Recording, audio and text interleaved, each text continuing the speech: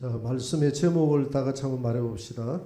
마음의 우상에서 떠나라. 구약 시대와 신약 시대가 좀 다른 점이 있어요. 구약 시대에는 하나님의 말씀이 완성되지 않았지 않습니까? 그래서 하나님의 말씀이 완성되지 않았기 때문에 하나님께서 하나님의 뜻을 나타낼 때는 선지자들을 통해서 말씀했습니다. 그러나 신약 시대는 다르죠. 신약 시대는 하나님의 뜻을 알 때는 어떻게 해야 됩니까? 예, 말씀을 보면 되죠. 하나님의 뜻을 알려고 할 때는, 하나님을 만나려고 할 때는 어떻게 하면 됩니까? 말씀을 보면 되죠. 이 말씀이 하나님이시니까. 이 말씀을 보면 하나님의 뜻을 알 수 있는데, 이 말씀이 없었기 때문에 구약 시대는 하나님의 뜻을 말씀을 통해서 전달해야 되는데 누구를 활용했느냐 하면 선지자들을 활용했다 이 말입니다.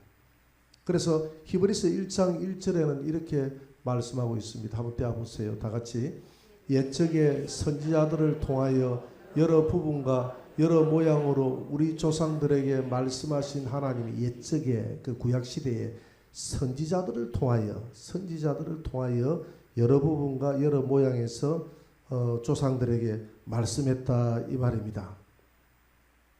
그래서 오늘 에스겔서 14장 이 1절은 역시 마찬가지로 하나님의 뜻을 알려고 이스라엘 백성들이 장로 두어 사람을 대표자로 선발해가지고 당시의 선지자인 누구에게 보냈습니까?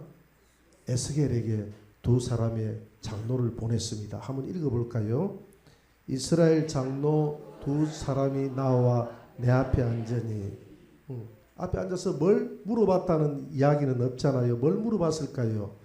이스라엘의 장래에 대해서 물어봤겠죠. 왜 우리가 이렇게 바벨론의 포로로 끌려와가지고 포로 생활을 하는지, 그리고 우리 이스라엘이 어느 정도 어떤 때에 회복이 될 것인지 이런 사항들을 물어보지 않겠습니까?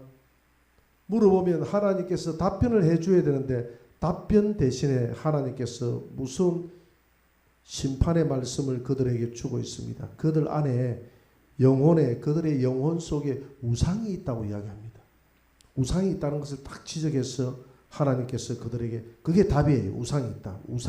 우상을 자리 잡고 있다. 오늘 3절 4절을 한번 볼까요? 3절 4절을 한번 읽어봅시다. 시작. 인자야 이 사람들이 자기 우상을 마음에 들이며 자기의 걸림돌을 자기 앞에 두었으니 그들이 내게 묻기를 내가 조금인들 응답하랴. 여기까지만 우선해. 조금인들 응답하랴. 내가 응답하지 않겠다 이 말이죠. 그들이 내게 우상 가지고 자기 안에 우상을 두고 있기 때문에 내가 응답하는 것을 용납하지 않겠다. 내가 응답 안 하겠다 이 말이거든요. 4절 한번 볼까요? 4절. 그런즉 너는 그들에게 말하여 이르라. 나 주 여호와가 말하노라. 이스라엘 족속 중에 그 우상을 마음에 들이며 자기의 걸림돌을 자기 앞에 두고 선지자에게로 가는 모든 자에게 나 여호와가 그 우상의 수요대로 보응하리라.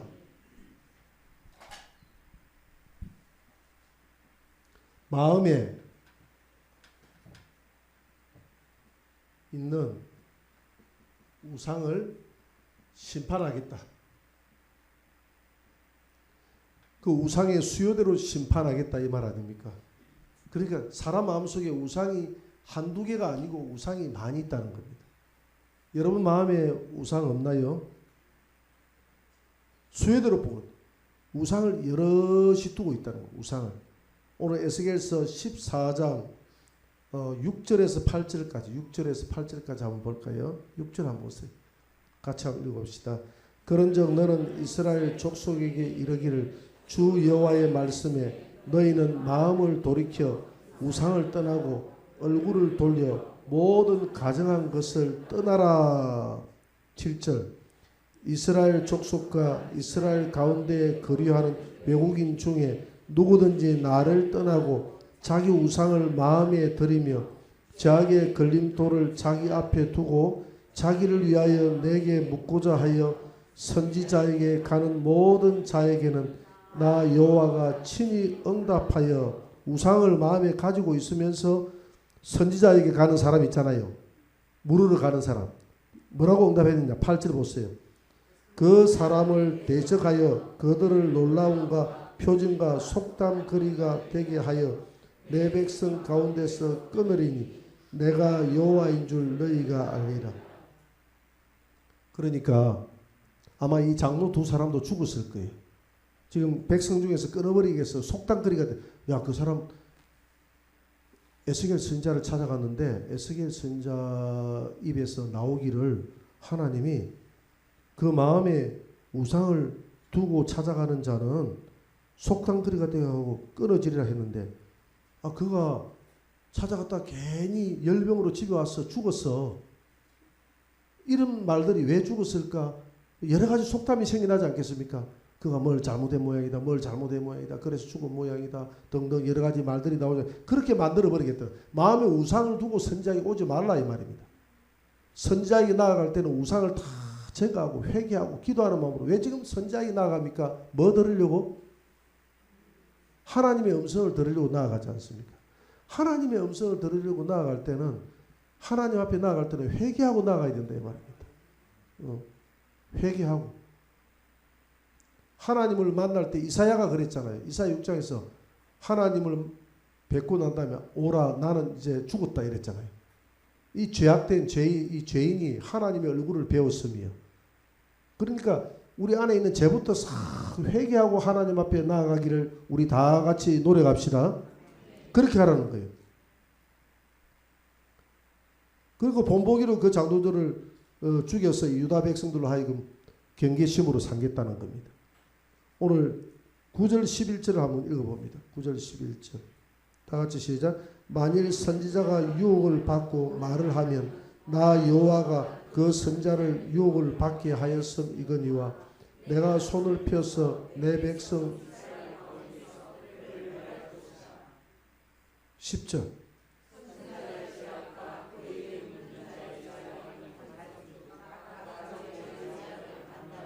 11절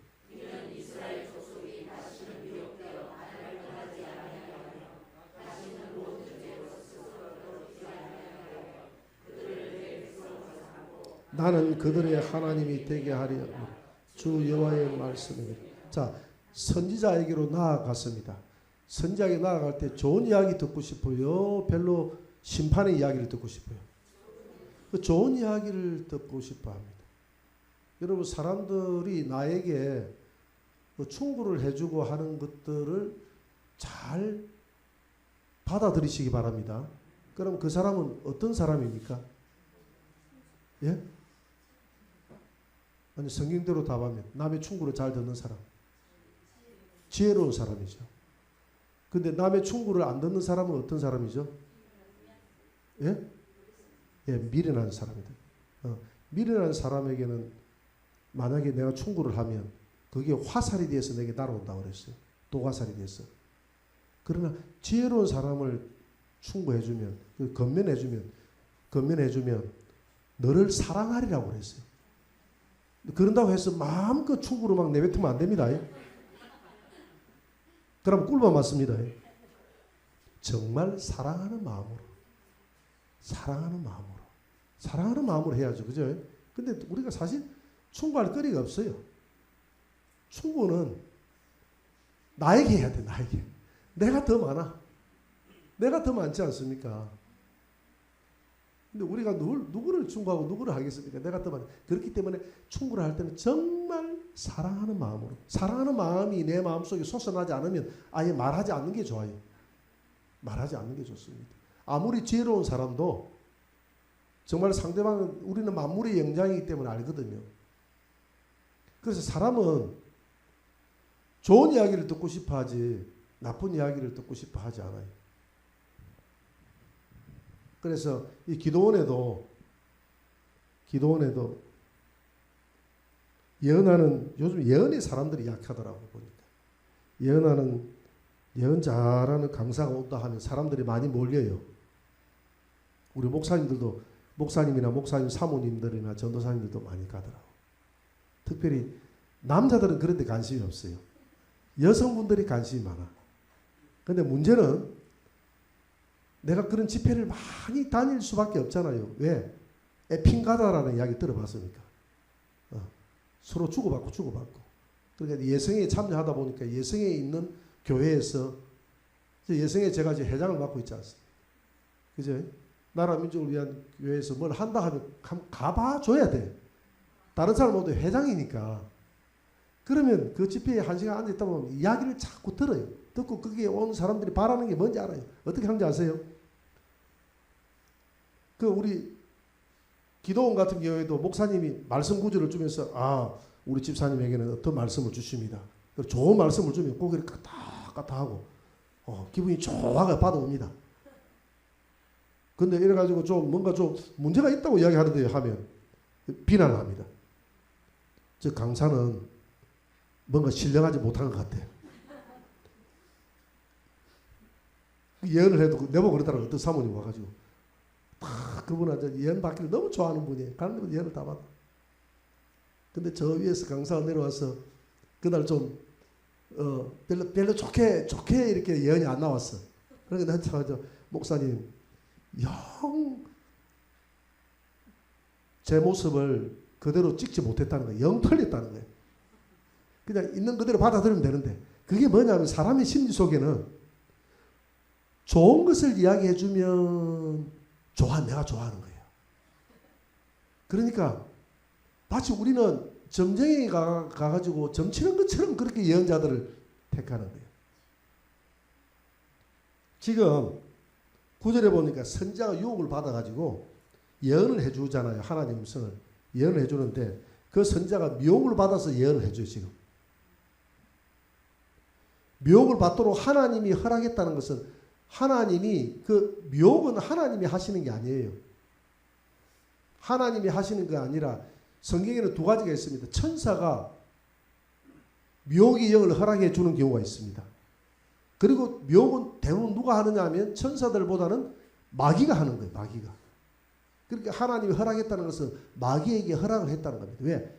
평상시에 그 마음이 하나님 앞에 옳지 못하기 때문에 옳지 못한 선자는 옳지 못한 때 관심이 많은 선자는 그 마귀의 예언이 나오도록 하나님이 허락을 해버렸다는 거예요. 그러면 그 선자는 거짓 예언을 쏟아낼 거 아닙니까? 그러면 찾아오는 사람들에게 좋은 예언들을 많이 해줘요. 좋은 예언들을 많이 해주면 무슨 채가 나옵니까? 예? 복채가 많이 나오잖아요. 좋은 예언을 많이 해줘. 좋은 예언을 많이 해주니까 지금 하나님이 뭐라고 이야기하십니까? 지금 9절 하반절에 만약에 그 선자가 미혹을 받아가지고 내가 주지 않은 미혹 당해가지고 좋은 예언을 해줬다. 그러면 그 선자도 멸하고 그 선자에게 물으러 갔던 사람도 멸한다고 그러잖아요. 둘 다. 좋은 예언 받았다고 좋아하지 말아 해도 멸망당한다 해도 그렇잖아. 오늘 멸망. 내 백성 이스라엘 가운데서 그를 멸할 것이라. 10절에 보니까 뭐라 했습니까? 선지자의 죄악과 그에게 묻는 자의 죄악이 같은즉 각각 자기의 죄악을 담당하리라. 좋은 이야기 들으려고 가지 마세요. 이번에 부흥회를 하는데 예언하는 사람 온다. 어떤 예언이 좋은 예언이 나올까? 내 자식 잘 된다고 할까? 너 올해 근사 받는다고 하더라. 너 장로 된다고 하더라. 너 이번에 사업에 성공한다고 하더라. 그런 거 들으려고 하지 말고 오늘 하나님 앞에 책망 좀 많이 받으러 가야 된다. 하나님 제게 책망을 많이 해 주옵소서. 이런 마음으로 가시기 바랍니다. 책망 좀 많이 들으려고. 왜? 내 모습이 늘 죄악되니까. 부족하니까. 부족한 내 모습 속에 하나님 앞에 우리 자신들을 돌아보면 복 받을 게 아무것도 없잖아요. 그런데도 예수님을 통해서 복을 줬지 않습니까? 그러면 하나님 앞에 좋은 이야기보다는 더 내가 하나님 앞에 바르게 살 수 있도록 나를 좀 채찍질해 주십시오. 해가지고 어떤 자녀가 훌륭한 자녀입니까? 성적표를 가져왔을 때 공부를 못했을 때 회초리까지 딱 갖다 놓고 엄마 아빠를 기다리는 자녀가 훌륭한 자녀 아닙니까? 우리가 하나님 앞에 잘못 살았을 때 하나님 앞에 채찍 맞을 생각하고 딱 가서 엎드려야지. 좋은 거 들으려고 엎드리면 안 된다 이 말입니다. 그래서 좋은 거 들으려고 갔다가 내가 좋은 거 들으려고 갔어요. 그래 네 마음도 고름하네.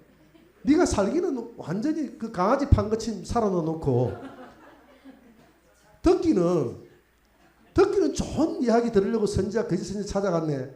그래 오늘 좋은 이야기 많이 해주고 니하고 선지자하고 다 내가 멸해버리겠다. 하나님 그 말 아닙니까 지금. 그 말이잖아요. 그래서 11절에 보니까 이는 이스라엘 족속이 다시는 미혹되어 나를 떠나지 아니하게 하며 다시는 모든 죄로 스스로 더럽히지 아니하게 하며 그들을 내 백성으로 삼고 나는 그들의 하나님이 되려 함이라. 그러니까 지금 이스라엘 백성들이 좋은 이야기 들을 때입니까? 나라 망해가고 있잖아요. 지금 포로로 끌려가서 지금 포로로 끌려갔던 이 지금 장로가 어디에서 나온 사람들이냐 하면 지금 이 장로가 에스겔에게 나와가지고 지금 하나님 음성 듣겠다고 한 지역이 어디입니까 지금? 이스라엘입니까? 바벨론입니까? 이스라엘 땅이 아니고 바벨론 땅이잖아요. 지금 에스겔이 바벨론에 끌려가 있잖아요. 바벨론에 끌려가가지고 될 정도로 나라가 망할 정도로 하나님이 지금 분노하고 있는데 하나님이 좋은 이야기 해주겠습니까 지금? 좋은 이야기. 우리 민족의 장례를 물으러 왔다 그랬잖아요. 장례를 물으면 당연히 하나님께서 회개하라고 하겠죠. 우상버리라고 하겠죠. 근데 물으러 갔던 사람이 좋은 이야기가 안 오고 미혹을 당할 수밖에 없는 게 마음에 가득한 우상을 비우지 않고 하나님 외에 다른 우상들을 가지고 지금 물으러 갔다 이 말입니다. 하나님이 강아보니까 복을 줄 수가 없어요. 네 안에 우상이 가득한데.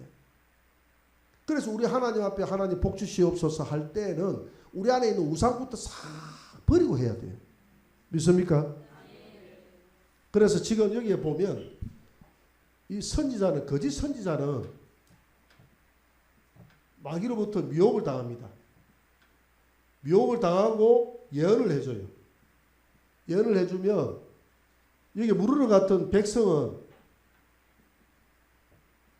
미혹의 말을 듣습니다. 그 미혹의 말을 좋은 것으로 축복해 줍니다. 그 이 둘 다 멸망하겠다는 거 아닙니까? 멸하겠다는 거 아닙니까? 둘 다. 둘 다 멸하겠다. 그래서 우리가 부흥회를 간다거나 어디 가가지고 은혜 받았다는 것은 뭐냐 하면 그 하나님 말씀으로 내 안에 있는 가득한 우상을 발견하고 하나님 앞에 내 자신을 찢으면서 통회하면서 하나님의 백성으로 거듭날 수 있도록 내가 찢어지는 그것이 가장 큰 은혜예요. 가가지고 방언 하나 받고 예언 하나 받고 하는 것도 그것도 은혜입니다. 그것도 은혜지만은 그보다 더 큰 은혜는 내가 하나님 앞에 바로 설 수 있도록 하나님이 성령께서 나를 쳐서 눈물 콧물 다 빼고 회개하게 만드는 것. 그 부흥회에서. 부흥회 가가지고 뭘 받았느냐? 이걸 묻지 마시고 부흥회 가서 얼마나 울었느냐? 이걸 물으시기 바랍니다. 안 그래요? 부흥회 가가지고 하나님 앞에 내 모습이 교회에서는 눈물 한 점 안 나오는데 오늘 부흥회 가서 펑펑 내 죄 때문에 막 쏟아지고 울었다. 그러면 그 사람은 제일 은혜 받은 사람입니다. 오늘 말씀에 비추어 볼 때 내 안에 있는 우상들 때문에 제일 은혜 받은 거예요. 지금 이 문제는 두 가지를 적용해 볼 수 있습니다. 오늘 하나님께서 미혹받았던 거짓 선지자와 거기에 그 밑에 그 선자의 말을 들으러 갔던 사람들을 다 멸한다고 그랬잖아요. 이 두 가지가 있어요. 미혹을 받았던 이단의 교주. 이단의 교주가 지금 하나님 말씀을 쏟아냅니까? 안 쏟아냅니까? 쏟아내는 그게 예언이죠. 쏟아내는 그 말에, 이단의 교주의 말에 성도들이 미혹돼서 교회를 탈퇴해서 많이 갑니까? 안 갑니까? 가요. 신천지 같은 교회에서는 많이 가잖아요. 하나님의 교회도 많이 가잖아요. 너무 많이 갑니다. 근데 그 사람들 둘 다 멸하겠다는, 둘 다 멸하겠다는. 이만희도 멸하고 거기에 미혹당했던 성도들도 다 멸하겠다는 거예요. 그래서 가지 말라는 겁니다. 천국 가야 될 성도를 지옥 가게 만드니까 거기에 미혹당하지 말라는 거예요. 두 번째는 이단이라고 하지 않지만 오늘 혼합주의가 팽배합니까? 안 합니까? 팽배합니다. 오늘 혼합주의를 받아들이는 교회들이 많이 있어요? 없어요? 많이 있죠. 얼마 전에 우리 단일 기도회도 나왔죠. 미국에 있는 감리교회 목사님 한 분이 초대됐죠. 우리 한국 사람.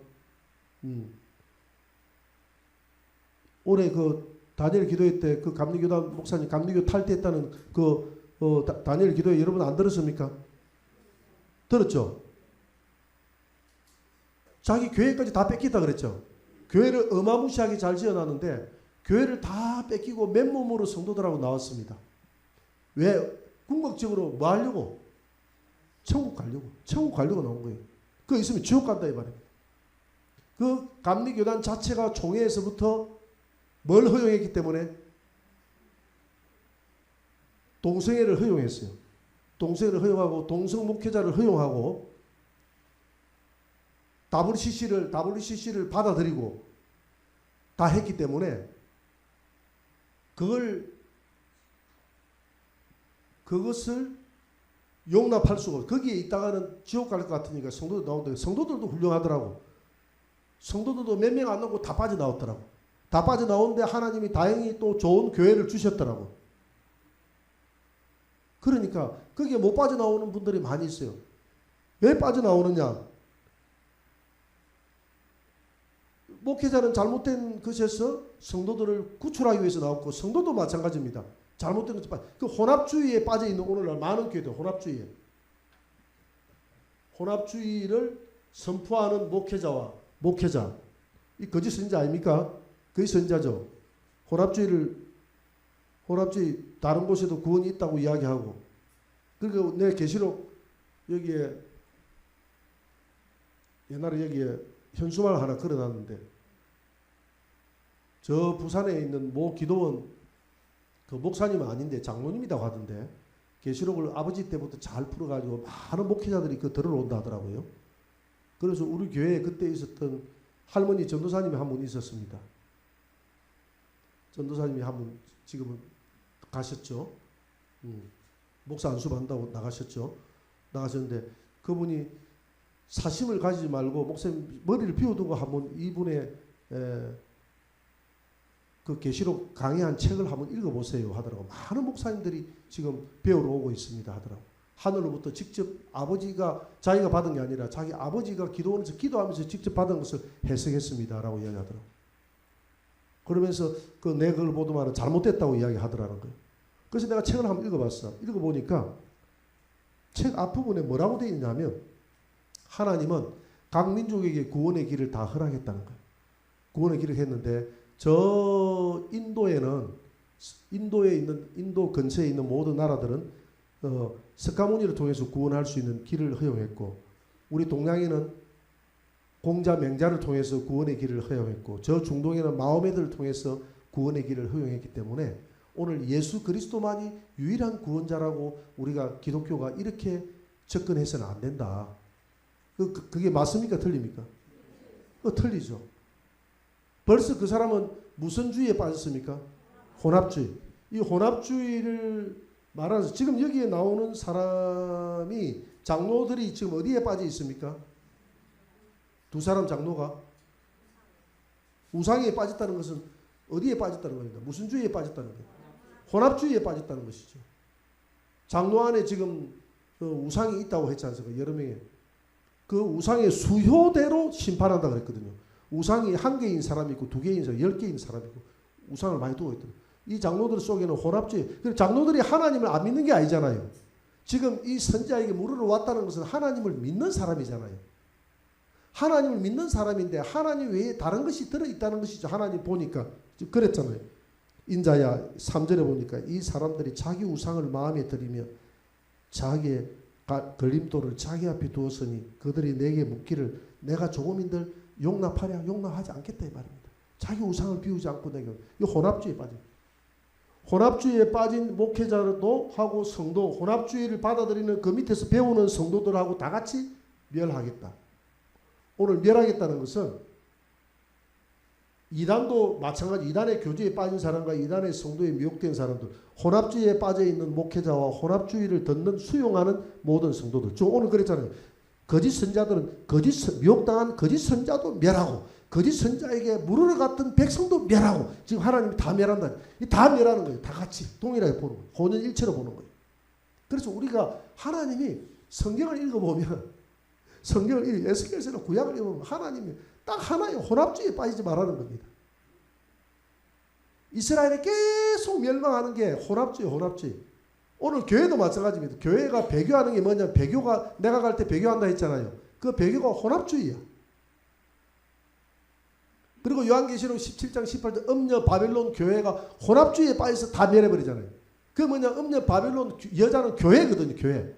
오늘 말세가 있는 많은 교회들이 멸망당합니다. 믿고 싶지 않겠지만은 멸망당해요. 천주교도 교회지 않습니까? 멸망당할 겁니다. 왜? 천주교는 대표적인 혼합주의자입니다. WCC에 깊이 빠져있는 교회 교인들과 그 목회자들도 멸망당할 겁니다. 혼합주의니까. 우리는 오직 예수님만 사랑해야 돼. 예수님만 섬겨야 돼. 예수님 외에 다른 것이 들어가면 혼합주의가 됩니다. 하나님 이거 철저히 따집니다.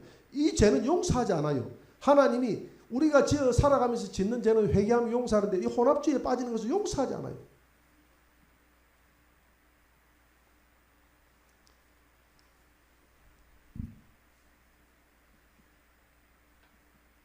마음의 우상이 만들어지는 과정. 그럼 오늘 우리 성도들 속에는 우상이 없느냐? 그렇지 않다 이 말입니다. 모든 사람들에게는 마음의 소원이 있어요. 그렇습니까? 안 그렇습니까?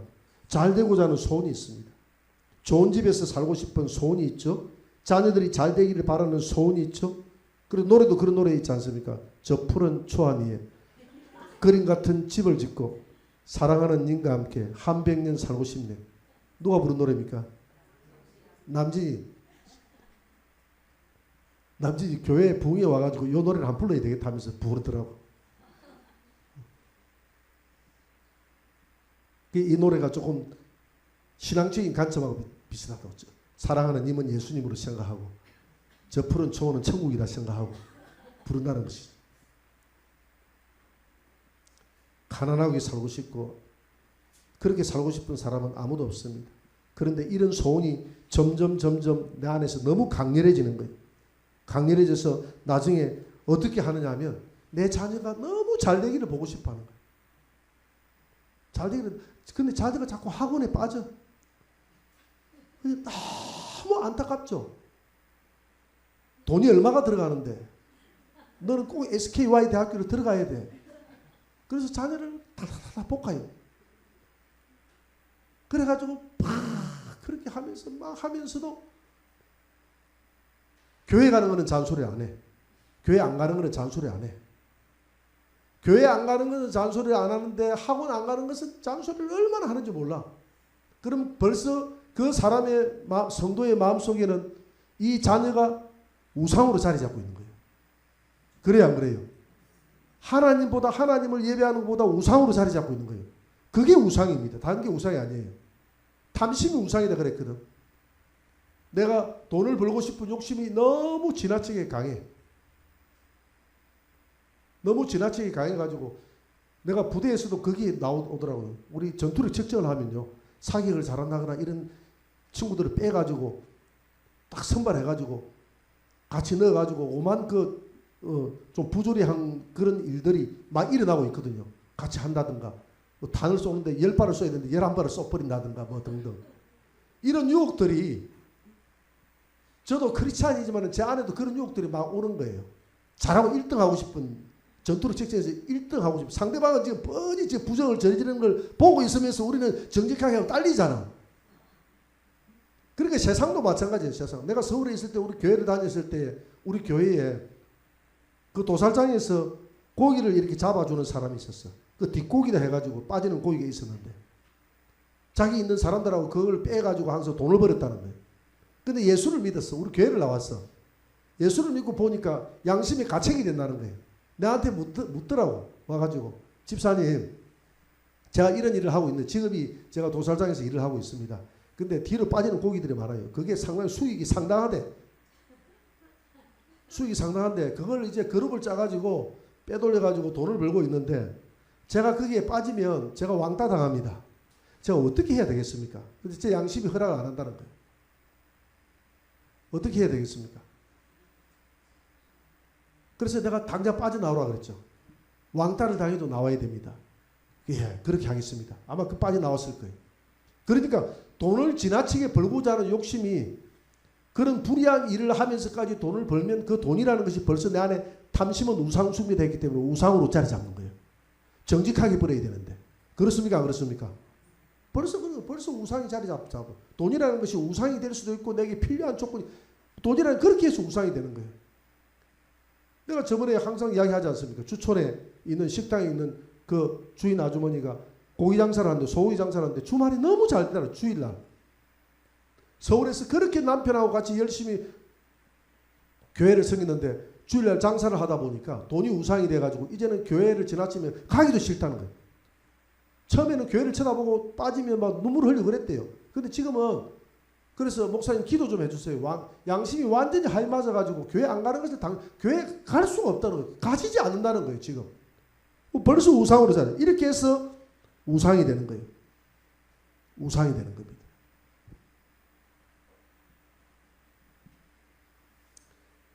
마음의 우상은 다양한 형태로 나타납니다. 다양한 형태로. 옛날에 우리 교회에 기도하러 나왔던 여집사님 한 분 계셨어요. 20명이 되면 우리 교회를 나온다 했는데 안 나오더라고. 그때 한 10명 되었을 때 나오더니 20명인가 25명인가 되면 나온다 그래. 개척교회에 너무 개척교회 첫 발을 잘못 디뎌가지고 자기가 개척교회 나가가지고 너무 고생을 해가지고 개척교회는 다시 가고 싶지 않다는 거예요. 그래서 25명 이상인가 되면 교회 자리 때문에 갖게 하더라. 왜 그랬습니까? 하니까 개척교회에 자기가 괜히 전도대에 가가지고 목사님이 보니까 월급도 제대로 없고 해가지고 그래가지고 자기가 시장 볼 때마다 마음이 찔려서 안 되겠더래. 고등 한 마리 사면 목사니까 한 마리 사고 쌀 한 마리 사면 목사니까 한 쌀 사고 이러다 보니까 생활 경제가 자꾸 쪼그러들더래. 자기도 그렇게 넉넉한 게 아닌데 그래가지고 자기가 하나님 기도를 했대. 하나님 이사 좀 하게 해주십시오. 이 교회에서. 차마 그 어렵게 사는 모습을 쳐다보고 눈으로 보고 자기 혼자만 먹고 잘 살 수는 없고 그렇다고 해서 너무 그렇게 하자니 끝도 없고 끝도 없이 도와줘야 되고 그래서 이사를 소원을 들어줘가지고 프로젝트를 했다더라고. 그래서 교회를 온 게 우리 교회에 그때 심할수 집사님이 있습니다. 심할수 집사님 전도로 받아 우리 교회 나오는데 와서 보니까 성도가 15명밖에 안 돼. 그래가지고 20명이 넘었어요. 25명, 30명이 됐을 때 제가 교회를 안 오기를 전화를 했어요. 집사님 교회 선택해가 다니는 데 있습니까? 아직도 교회를 선택 안 했대. 우리 교회 오세요. 이 집사님 25명인가 되면 교회 온다 그랬죠? 예, 그랬죠. 지금 우리 교회 제적이 30명이 넘었습니다. 출석 인원이 30명이 넘었어요. 빨리 오세요. 이랬더만 목사님 제가 주말 되면 요즘 산행에 재미를 붙여가 못 간다는 거예요. 산행에. 이분은 무측산을 이야기했던 분은 무측산은 산이 아니기 때문에 이야기를 꺼내지 말아야 돼요. 내가 무측산 올라갈 때 2시간 걸렸다니까 하는 말이 우리 같은 사람은 30분이면 넉넉히 그냥 올라가서 30분이면 낮잠 잠이 나더라고. 자기는 산행을 탔다면 우리나라 저 태백산맥 줄기를 해가지고 이렇게 온날에 그 태백산맥 줄기 있잖아요. 그 재미를 붙여가 산을 날아다닌다더라고. 근데 그 산행하면 그렇게 재미나대요. 근데 벌써 그 산행 자체가 그 사람에게는 무슨 상이 되어 있다고요? 우상이 돼요. 우상은 그렇게 만들어지는 겁니다. 주님보다 사랑하면 우상이 그렇게 만들어진다는 것입니다. 자, 우상을 만들어가지고 하나님께서 그 사람을 멸하거나 그 민족을 멸해야 되겠다고 하나님이 마음을 먹었을 때는 어떤 의인의 기도도 듣지 않는다는 겁니다. 않는다. 어떤 의인의 기도도 듣지 않겠다는 겁니다. 오늘 13절 한번 13절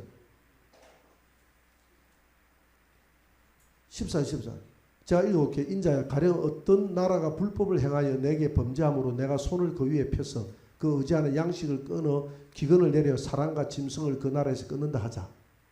비록 노아, 다니엘, 욥 이 세 사람이 거기에 있을지라도 그들이 중보기도 하지 않습니까? 막 중보기도 살려달라고 해도 그들은 자기의 공의로 말하면 자기만 생명을 건지지 그 나라는 건지 못. 왜냐하면 하나님께서 아직 심판을 내리기 전까지는 그 중보기도가 통하는데 하나님께서 한번 멸하기로 작정을 딱 했으면 비록 다니엘이나 욥이나 노아 같은 의인이 기도를 해도 하나님이 그 성을 멸할 수밖에 없다는 거예요.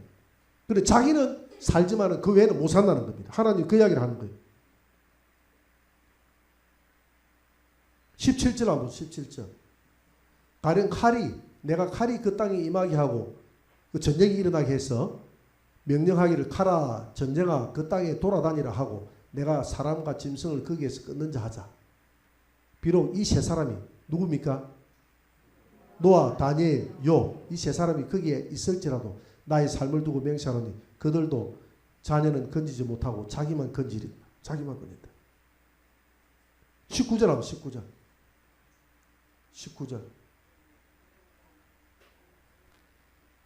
가령 내가 그 땅에 전염병을 내려 죽임으로 내 분노를 그 위에 쏟아 사람과 짐승을 거기에서 끊는자 하자.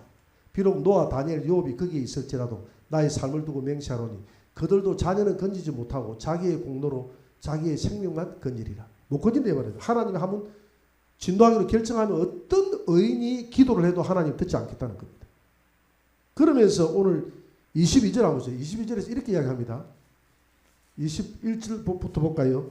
주 여호와께서 이같이 이르시되 내가 나의 네 가지 중한벌 곧 칼과 기근과 사나운 짐승과 전염병을 예루살렘에 함께 내려 사람과 짐승을 그 중에서 끊으리니 그 해가 더욱 심하지 아니하겠느냐. 그러나 22절 그 예루살렘 그 심판 가운데서 피하는 자가 남아 있어 끌려서 포로로 끌려서 이 바벨론까지 나오리니 곧 자녀들이라. 자녀들 중에 그런 자들이 심판에서 나오는 자가 있다 이 말이죠. 그죠? 나오는 자들이라. 운 좋게 나왔다 이 말입니다. 나오는데 그들이 너희에게로 나오는데 가만 보니까 너희가 그 행동과 그 자녀들의 행동과 소행을 보면 그들이 하는 소행을 보면 내가 예루살렘에 내린 재앙 곧 내가 내린 모든 일에 대해서 아하 왜 하나님이 예루살렘을 칼로서 멸했는가 하는 이유를 너희들이 그 자녀들을 쳐다보면서 자녀들의 행위를 쳐다보면서 너희들이 위로를 받게 될 것이다. 그 자녀들이 하나님 말씀대로 행한다는 말입니까? 하나님 말씀대로 행하지 않는다는 이야기입니까? 하나님 말씀대로 행하지 않는다는 거예요. 운 좋게 빠져나와서 처음에 자녀들은 바르게 살았기 때문에 그 칼 가운데서 예루살렘에서 멸망하지 않고 바빌론의 포로로 끌려온 게 우리 자녀들이 착하게 살았던 모양이다라고 생각했는데 가만히 행동하는 걸 보니까 그 자녀들이 엄청나게 빗나가고 우상성이고 자기 마음대로 행하니까 스마트폰하고 막 이런 마음대로 행하니까 오라 하고 교회 가자 하면 싫다 하고 마음대로 행하니까 그 자녀들을 쳐다보면서 아하 왜 하나님께서 멸망했구나 하는 그 이유를 알게 되버립니다.